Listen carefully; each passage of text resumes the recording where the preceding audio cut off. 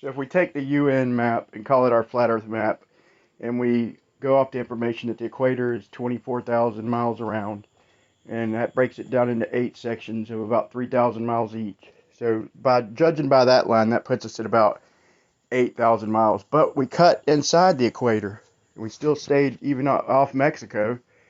So that the next line is 2,000 miles. So if we straighten them out, we get about a 6,000 mile flight. So that makes the speed of that flight about 490, maybe 500 miles per hour. But let's say we, you say, well, on a flat Earth, the equator would be a lot bigger. So we'll use like 34,000 miles. And that comes out to around 9,500 miles. And that's still not crazy. That's still that's 640 miles an hour. There's 7,500 miles, puts it at 535 miles per hour. 9,000 miles puts it at 642 miles an hour. That's judging the Earth, the flat Earth is 34,000 miles around. So where's the problem? So let's bring it down to reality, okay? Instead of the straw men we get from these anti-flat earthers where they show a certain map and show the worst possible scenario on that map. So look at this notable flight here. It averaged 1,114 kilometers per hour. This is one of them long haul flights that they're using. And that's an average, okay? That's almost 700 miles per hour. I think it is 700 miles per hour, or just barely under it.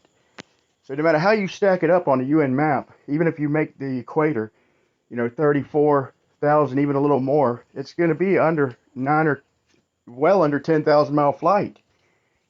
So as we look at the Great Circle route that you would take going from Chile, Santiago, Chile, across the Pacific Ocean all the way to Sydney, Australia, you would take this route, which is exactly as he said. You would start out first going south or southwest, and then you would take a little portion of it going west, and then you would go northwest.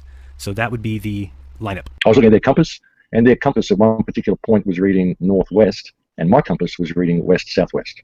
And my compass stayed reading west-southwest for the entire journey, well, the entire journey that I was awake anyway.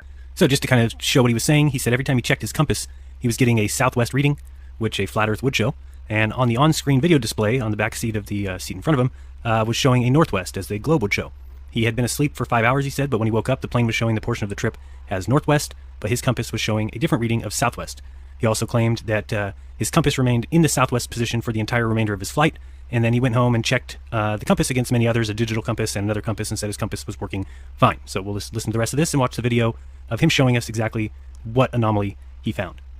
But I was asleep for 5 hours during the journey, but every time I checked my compass, it was pointing south-southwest, and I find that a bit strange, that I would be flying south-southwest all the way from Santiago to Sydney. It didn't really make a lot of sense to me. So that's a weird thing. Whether there's some weird electromagnetic interference in the plane that's causing my compass to do weird things, I don't know. But I took the compass, I took a little video of the compass on the screen, and I compared it with my compass sitting on the table, pointing directly straight ahead to the nose of the plane, and I was getting a different reading. So that's something that may interest you. Well, that's amazing, Max. I mean, if you look at the Gleason's map, if you were traveling, you would be going west-southwest the entire way. So, I mean, those are the kind of things that are important because they are not possible on a globe. And so these